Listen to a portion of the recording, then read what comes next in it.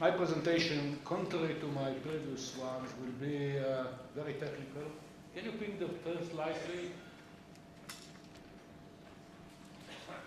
Well, while we are at the hands of the modern technology, which should work, but I can tell you that every time I came to Premier Rabin to show him a video of the new test, we had problems running the VHS and cloning on the floor. So this is modern technology. We flew the most cutting-edge missiles in the test range, but we couldn't show the video because, like you see here, what's happening here.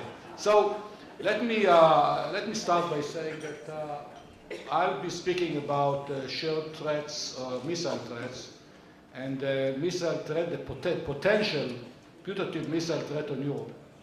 Europe has been threatened in the past by nuclear missiles from the Soviet Union. Can you put my show there?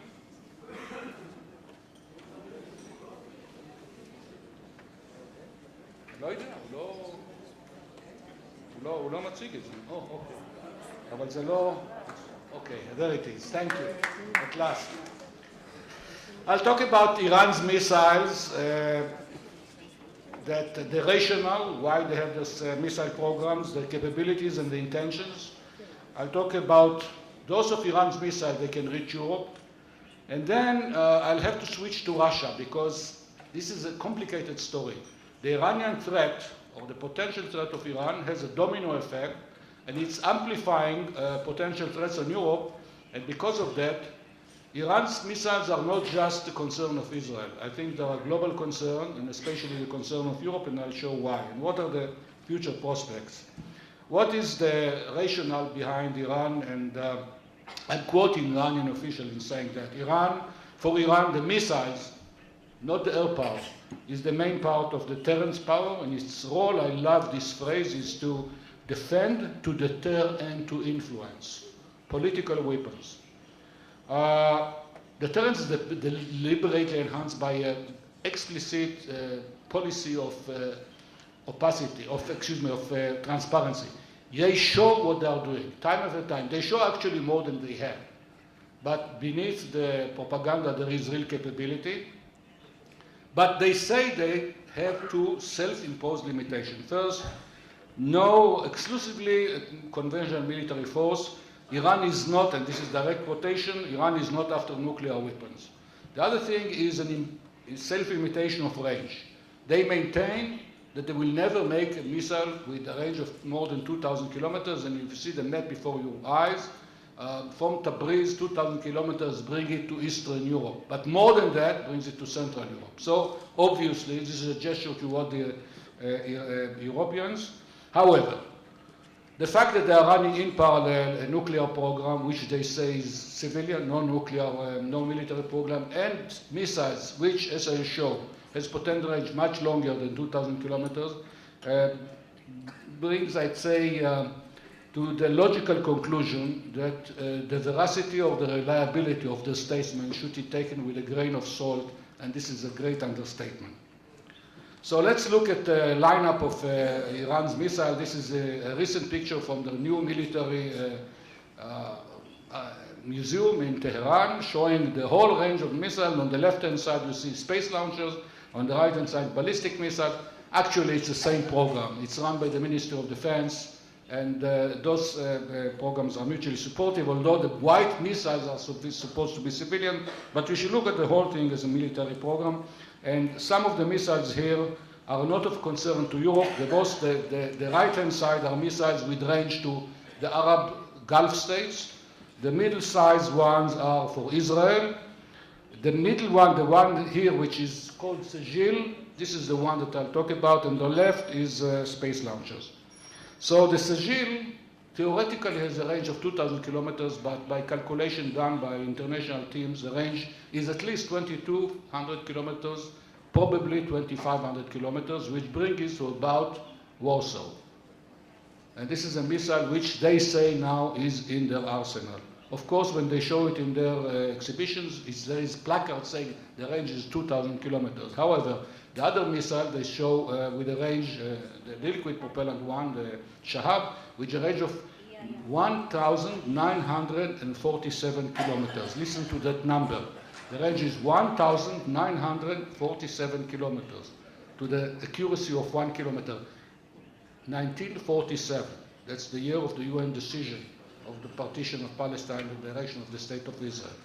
So the ranges are political ranges. You shouldn't believe what they are saying. But there are two missiles which I haven't shown this in a lineup. One of them is called, we don't know exactly the name, it has different names, Musudan BM-25, is a missile that is seen only in North Korea, but both German and Israeli intelligence maintain that the Iranians bought 18 missiles of this type from North Korea. They have not been tested yet, probably in order not to irritate the US on one side and Europe on the other side, but the missiles are probably there. The range, according to every calculation, is about 3,500 kilometers, which from Tabriz brings it to beyond Berlin. And I think that our German friends are quite upset about this missile. The space program, the space launchers that I showed you are space launchers. They're not ballistic missiles. But the technology is the technology of ballistic missiles. What can put a satellite around the world can put a nuclear bomb on the other side of the world.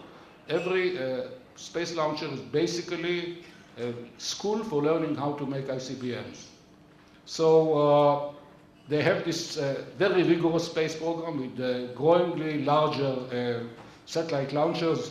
And on the right-hand side, the bottom right-hand side, a huge test range with test launch center. They are learning the trade to make ICBMs. But they have also the option of buying the new missile that the North Koreans, like they bought the BM-25, the North Koreans have rolled down since 2012 in the parade, something which looks probably is an ICBM with a range of about 5,500 kilometers. As they bought the BM-25, they may want to buy this one, and the range of that, of course, will bring it from Iran to the Atlantic Ocean. All this is, of course, potential. It's not an imminent threat right now. What are the direction of growth of the Iranian capability? You see two trends there. One trend is quantity. They manufacture in immense numbers. When I did my prediction during my running the Aero program, I thought that the most Iranians will have about 100 missiles that will be capable of reaching Israel from Iran. Right now, I think Israeli spokesman already spoke about 400. The factories are still working, producing them at the rate of 50 per year. They're not stopping. You see the warehouse that they, warehouses and storages that they uncovered about 3 weeks ago. Huge storage, underground storage. You see 3 pictures here on the left, upper left side is an above ground storage, and then 2 tunnels, different tunnels. On the upper pictures, you see the shorter range missile, which are aimed at the Gulf states. The range is 700 kilometers. On the bottom is a Qadr F, the one with the 1,947 kilometer range. And the target of that, you know which is which. So one direction is quantity. The other direction is quality and precision. And here are the bad news, that technology is spreading. It's spreading to Iran. Iran is building an impressive technological capability. I mean, they are the foe, they are the enemy, they want to destroy us. But as an engineer, I have to recognize their growing engineering capability, several impressive engineering feats. And one of these engineering feats, we see here 3 rockets. They look very similar to each other, but they are completely different. On the left-hand side is a 600 millimeter rocket, probably unguided rocket, probably a copy of a Chinese one. It's called the Zhezhal 2. We hear the name from time to time. It's unguided with very indifferent range for about 250 kilometers. But in the middle one, this one was given a guidance system. It's a modern guidance system, and that rocket is now a ballistic missile, which can hit targets at the accuracy from 250 kilometers, accuracy of hundreds of meters. And even worse than that, on the right-hand side, they added GPS to that capability, to that missile, and now a precision weapon. This is not a future capability. This is existing capability now, and not only in Syria, not only in Iran, but also in Syria. In Syria, we call them in Israel M600s. They call them Tishrin. This is a missile that can put a warhead of half a ton, not 20 kilograms like a Katyusha, half a ton of explosive 250 to 300 kilometers away at the precision of about 30 meters. Precision rockets, by the way, is the way now in modern rocketry. Precision is not dependent on range anymore. You can take even ICBM theoretically and make it precise to tens of meters. So the next worst news is that is now percolating to Iran and probably Syria from other countries. This is an example of Chinese missile. Again, on the left-hand side, you see the DF-15 without any guidance, as it was about 20 years ago. On the right-hand side, the third generation, you see the little winglets. This has capability to guide itself all the way to the target with a precision which is probably 30 to 50 kilometers from more than 1,000 kilometers away. No connection anymore between precision and range. You can be precise to any range that you want. That's its technology, and this is a fact of life, and I can vouch for that. We'll keep that in mind because it comes to play about Europe later on in my presentation.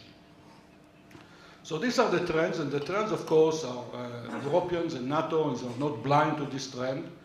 And NATO responds to that. In 2010, the Lisbon summit of the NATO heads of states adopted a new strategic concept, which included the threat of ballistic missile, and I hear it carefully, this is exactly the wording, ballistic missile threat on its territories, population, and military forces. Now, the military threat on military forces were recognized a long time ago, and NATO has plans for tactical missile defense of its own deploying forces.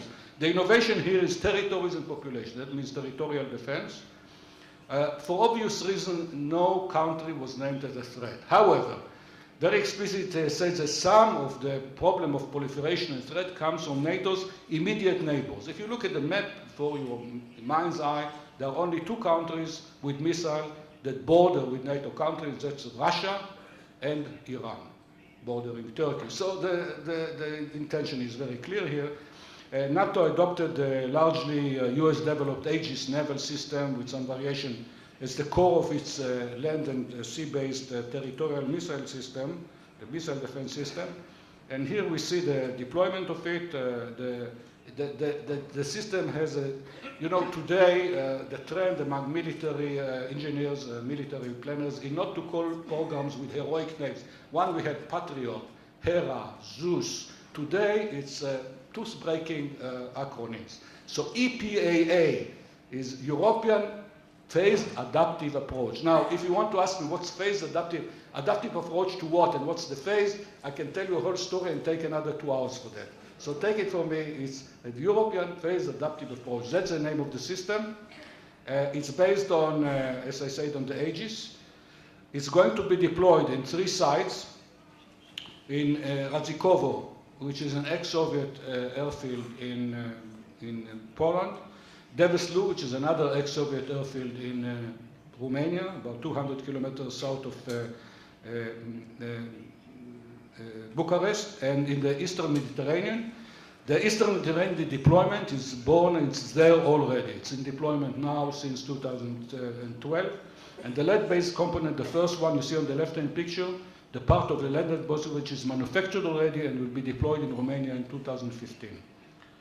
Well, this is not accepted very favorably by Russia, and since it's aimed against Iran, Russia is maintaining that they're actually, not only Russia, but several more of the more liberal kind of analysts in the West, are contending that the threat doesn't exist. First, Iran has no capability. They are stupid peasants. They cannot make credible missiles. All their missiles come from North Korea or from Russia. They cannot make missiles. Well, let me say, contend this issue. They can make missiles, quite good missiles, and advanced missiles, as I showed you. Iran has no intention to threaten Europe, which is here the Russians are kind of oscillating between two logics, because if Iran has no intentions to threaten Europe, so does NATO has no intention to threaten Russia. However, when you come to that, NATO is a threat to Russia while the Iranians aren't. So they are oscillating with the logic anyway, and Iran can be blocked from making missiles by more stringent export controls, but we saw that it doesn't help. The Russians, the Iranians are making 50 long-range missiles per month, per year, under sanctions. They can contravene all the sanctions. They have the capability to buy the materials, to bring in what they need and to manufacture the missile with all the sanctions and all the export controls. So all this is not nonsense. In Russia's view, since the threat from immediate neighbors is non-existent, so why is this EPA there? This EPA, as the Russians see it, is against themselves. As NATO, as they think, is against themselves. So what is Russia's response? A threat of a new Cold War. President Putin said it as early as 2007 in a G8 meeting in Hamburg that deployment of missile defense in Europe, US missile defense in Europe, will be a new Cold War. NATO is perceived, although they are saying they're partner, they are dealing with that, but perceived, and I'm talking to my Russian analysts, NATO is considered an anti-Russian alliance. So they say that during the Cold War there was the Warsaw Pact, there was NATO. Now Warsaw Pact disappeared, NATO remains. Why does it remain? Because it's a threat against Russia. So they see it. So the EPA is simply an excuse to deploy US strategic defense in near Russian borders and to degrade from the second strike capability. And the two concessions made to date by the Obama administration, two great concessions. One was to change the program to be less aggressive, discarding the Bush plan, which was more aggressive, and then canceling part of the EPA, which was more threatening to Russia, helped nothing. The Russians are still against it, and what are the Russians going to do it?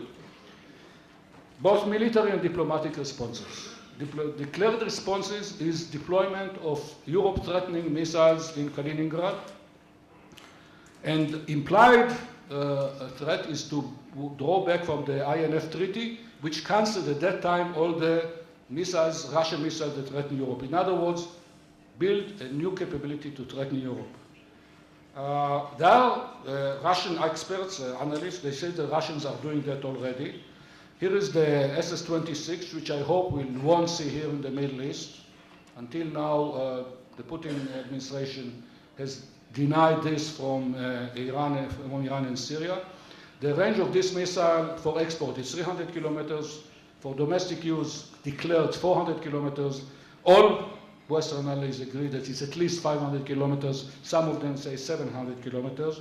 And when they deploy them in Kaliningrad, and this is a range of 500 kilometers, it covers all of Poland. With 700 kilometers beyond that already. Some reports say that the missiles are in Kaliningrad already, although I think that President Putin said denied it. But you see here that it doesn't cover the second deployment site in Deveslu, and for that I have to give credit to my good friend Igor Sutyagin from the Royal United Service Institute. He is a Russian expert. He says that the Russians are developing a cruise missile on the same vehicle as the SS-26, which has a range of more than 500 kilometers. And this is a mystery missile called the Rubin. Nobody knows exactly what it is. You see the launcher, which is a new launcher, appeared just in the last 2 years, longer than the SS-26, shorter than the Topol, so it's something in between. And the missile is reputed to have been tested to ranges from Katputsin Yar to Srisagan of 2,400 kilometers. The Russians have no targets of 2,400 kilometers except Europe. So if this is true, they're already developing INF violating missiles, and the obvious threat is Europe. So if you're talking about the future cross threats, what you see now, that I'd say Europe by now is not targeted anywhere, not even by Iran, not yet. The possibility is there. However, once the Iranians will have the BM-25, and I have no doubt that they have it, Europe will be under an active threat. But on the other hand, if the EPA is not cancelled or considered by the Russians, this will generate, in a strange domino effect, another threat on Europe coming from Russia, which is caused because of the Iranian threat. So the question is, of course, a nuclear deal between the West and Iran, will it alleviate the situation? And that's what the Russians say. There'll be a deal, there'll be no threat on Europe. Is it correct? Let's go back to what's happening in our region. This is some pictures from Syria. What you see here, the devastation that looks like Dresden or Coventry, this was caused by warheads of conventional Scud missiles. You look at the destruction. Think about 1-ton warhead in the middle of Paris or Berlin. And think about several of them. But this is one of the problems. The other problem is the precision. We talked about the fact that precision is not connected anymore to range. If they have a B-25 and any European reaching missiles, eventually they'll be able to do precision strikes. This is a picture of a nuclear power station in Europe, somewhere in Europe. I will not, believe me, it's a true one. I took it from Google Earth. I don't want to disclose which one of them. As you see, it's far away, it's by the ocean somewhere. And this is what's going to happen to it if you have a strike of 6 missiles with accuracy of 500 meters, no matter from which range. This is a conventional warhead on this nuclear power plants will turn a conventional threat into a nuclear threat. And this is a real threat Europeans have to think about. We don't have nuclear power stations, but Europe has many of them. So these are the technology, and again, this is a march of technology. It's unavoidable.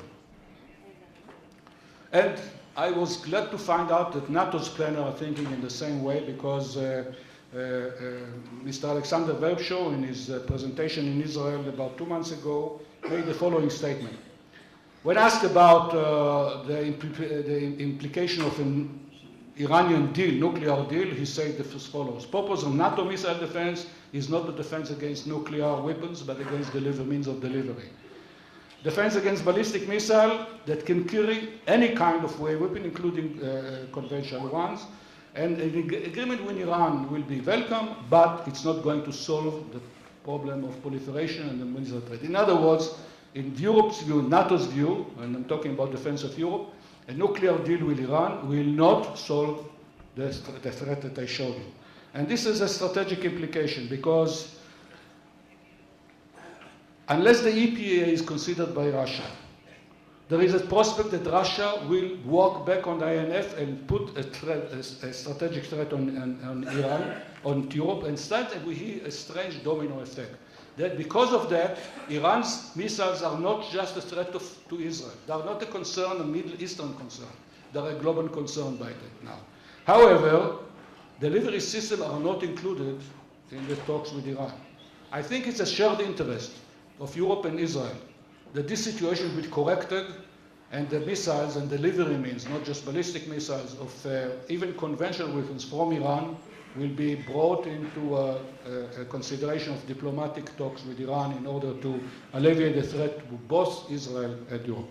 And with that, I'd like to conclude. Thank you.